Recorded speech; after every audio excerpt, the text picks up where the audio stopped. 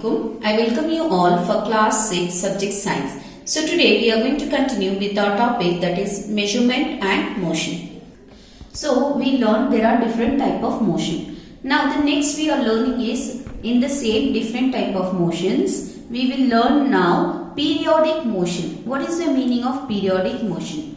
Means movement of anything, that is motion of anything in a proper time. If it should be in a proper time. When a body repeats the same motion at regular interval of time, it is said to be periodic motion. Example, here you can see the pendulum of a clock.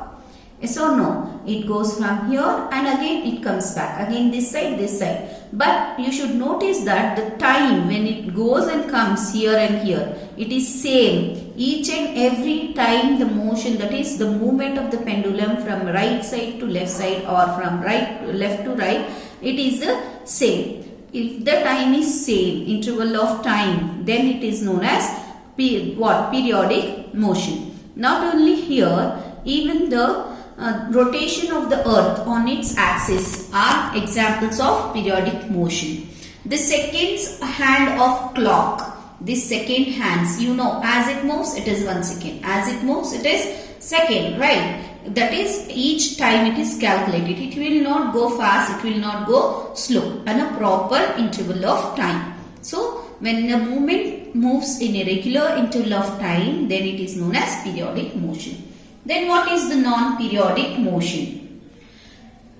It is just the opposite of that. When a body does not repeat the same motion at regular interval of time, it is said to be in non-periodic motion. Okay. For example, birds flying in the sky and the motion of your finger typing on a laptop are not periodic motion because they are not following the time. When how much ever we want, we'll put, right? We'll take 1 minute to type, or we'll just do it within 5 seconds. It's like that.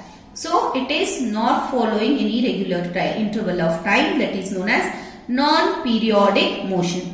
Sometimes objects undergoes more than one type of motion also at the same time. For example, the movement of a car along a straight road is linear. Yes or no? As you learned linear motion, that is movement in a straight line, it is known as linear. Now, the movement of a car is linear because it is moving in a straight line, as well as non-periodic motion. Why? Because it is not following in a regular time. Similarly, the movement of blades of a running fan is circular motion, as well as periodic motion. Yes, because it is exactly in the same time it moves. Therefore, it is a what? Circular and periodic. Then the next is transport. In earlier days, you know, the people used to walk from one place to another. There was no proper way of transport, right? After few days, it started with the animals. In earlier times, animals such as horses were used to transport. In horses, camels, they were used to. Now, we usually cover small distance on foot or a bicycle. However, to cover a large distance, we use different. So now here, for a large distance, we cannot move on foot or a bicycle. For that, we need different modes of transport such as buses, trains, cars and aeroplanes. The mode are used to transport people, livestock and goods from one place to another. Different modes of transport were developed over a long time. Yes or no? One after the other, they started inventing. Now, first, that is faster mode of transport such as aeroplanes and rockets emerged in the 20th century. Before it wasn't there, it emerged in the 28th century. It started. The invention of steam, when it was done in the 19th century led to the development of trains and cars. Later, the steam engine was replaced by diesel and petrol engines. Similarly, the sailboats were used to travel across the rivers and seas from one place to another. The invention of the wheel The invention of wheel led to the carts pulled by animals. That is, from the olden days, earlier days, it was by walking. Then comes the invention of wheel. Then they started making the bicycles. After that, the carts came. The carts, that is animals along with, you can see the cart here.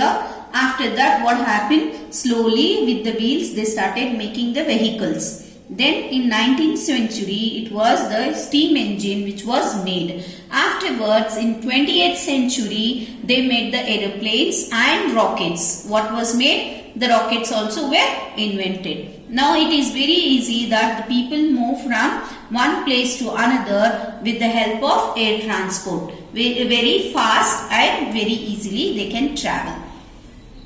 Let us summarize the chapter now. What we have learned, that is the measurement. Measurement will be of what? That is length, size, quantity, etc. of something carried out using. The standard unit. A unit has a fixed value. What is the standard unit? A unit which has a fixed value. Now which are the fixed value? Meter to or m to measure length, kilogram to or kg to measure mass, second or s to measure time, Kelvin or K to measure temperature.